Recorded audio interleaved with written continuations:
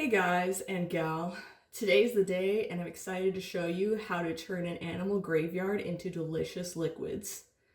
This is a crock pot stock tutorial. Whenever I buy anything, any type of meat, I usually get meat that has bones in it or skin because that is extra nutritious, collagen rich substances that can create delicious chicken stock. I saved all of these bones. I'm a bone hoarder and I make stock once in a while, but it's actually very nutritious and it saves me money because homemade stock is better than store-bought. And I'm going to show you guys how to make it. I started out making only chicken stock, but then I started using pork bones as well. So this is my crock pot. I usually like to prep all the ingredients and then let it run on low while I'm at work or something. And then I just come home and filter it and refrigerate it. And it makes some pretty great rice to use homemade stock. And it's just, it's crazy because it's not that hard and it tastes way better than any kind of store-bought thing you get in a can. It's really a ripoff what people give you in the store as, you know, marketed as chicken stock or whatever. So, animal graveyard 1. It's really stuck in there.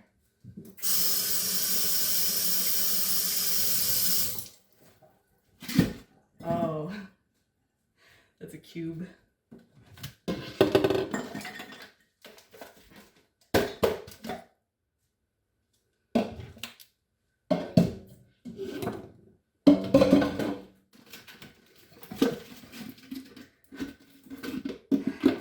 That's a lot, but it'll just make an extra thick stock and I won't have to use as much when I cook.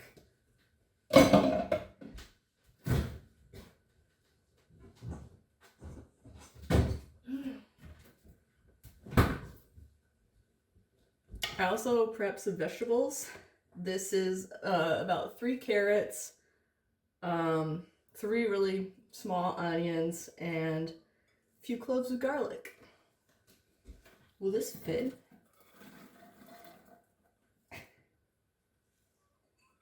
Yeah, you know, barely. It's making me wonder if I should get a bigger pot or just do this more often.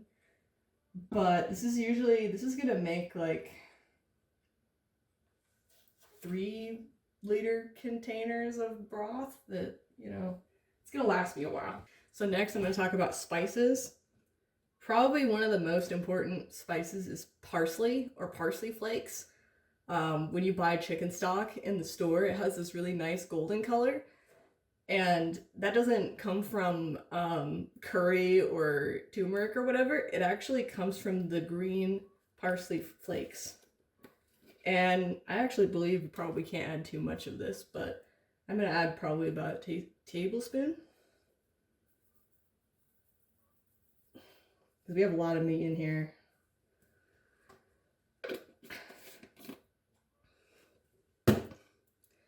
Next up is celery salt. I actually looked for celery seed, but I bought celery salt by accident. That's okay. I'll just use this instead of regular salt for most of it. So some people add celery to this, and that is correct. It will taste like celery to do it that way. I kind of don't like celery having it around. You have to buy like a huge thing of it normally, and it just goes bad in my fridge, so I prefer onions and carrots to hang around because they don't go bad as quickly. And I don't know how much to put in here, because there is salt as well. Maybe about the same amount.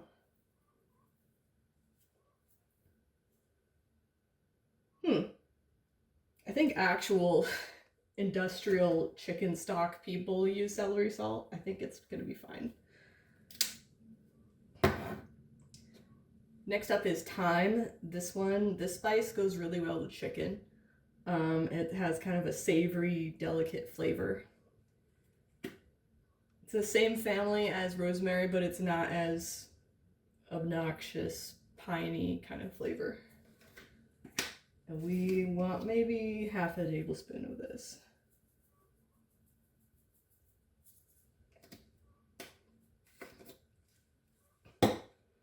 Black pepper, I'm just gonna add a little bit. I don't want it to be super peppery, but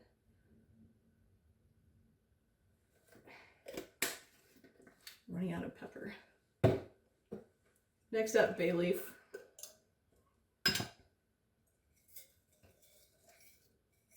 I think I'll just add 2.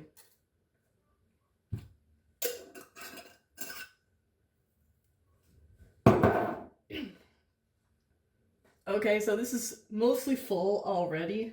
That's all right. I'll just fill it up almost completely to the edge with water. Let it simmer on low for like 8 hours, and then I'll meet you back to show you what it looks like after 8 hours. See you later.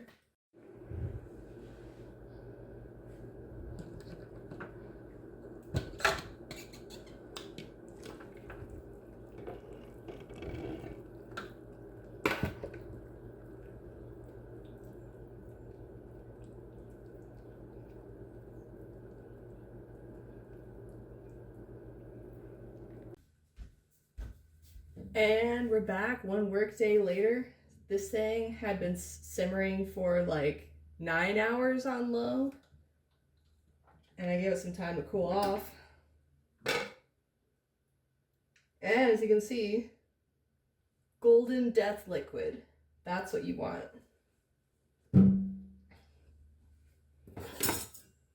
So to make this easier, I'm just going to go ahead and lift the graveyard out so we can get at that delicious liquid. I left this unattended all day, so the meat is probably doesn't have any flavor left, but if you wanted to save the meat or pick the meat off, you could take it out at like hour 1, 1.5, and let it cool. There was not a lot of meat on this anyway. It was just all chicken backs and butts and whatnot, but it still makes delicious stock. This is a chicken back. It's crazy how little meat is on it, actually.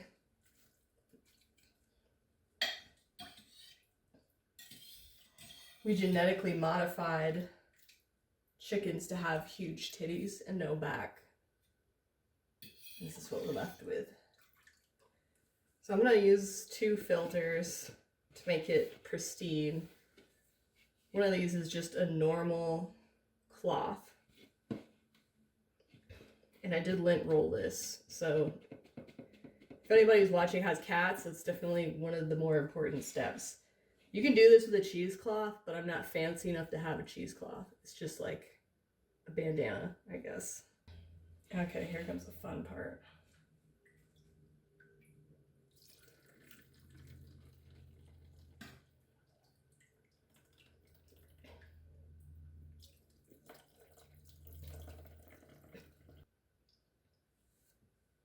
I guess this extra step of filtration doesn't really matter, but it's more for like show, because it's going to look a lot better as a purified product.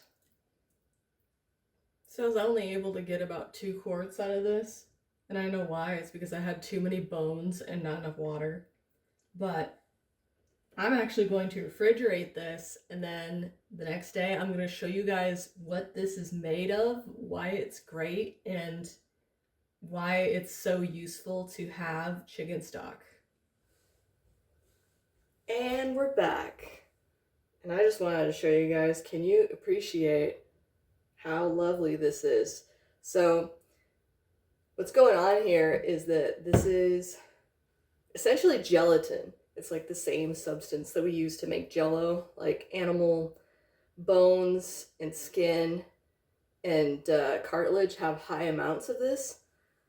So right here, the fat has solidified at the top. So I can actually, if I'm careful, remove this. Remove this fat off the top. And this can actually be used as cooking oil because it's a lot better to use than cooking oil, like canola oil or whatever, because it's a natural animal fat, and it's better than butter because it's purified. It doesn't have, butter has milk solids in it that will burn and make that brown butter, which some people like, but it'll just keep burning and getting kind of charcoaly. But this doesn't have any of that in it. It's very good high temperature cooking oil. And I don't know if you can see that, but you can see how much this jiggles. And I like the jiggle. I like my stock super thick because that means I don't have to use as much for flavor. So essentially, and it has such a great golden color too. Essentially made better than bouillon. Look at that. Mad shake, yo. I'm really excited to cook something with this. I might make rice with it or just regular soup. It's really great for that too. Has a very like chicken soup-y kind of flavor to it. It doesn't smell like pork at all. I added a couple pork bones to it just because I had them.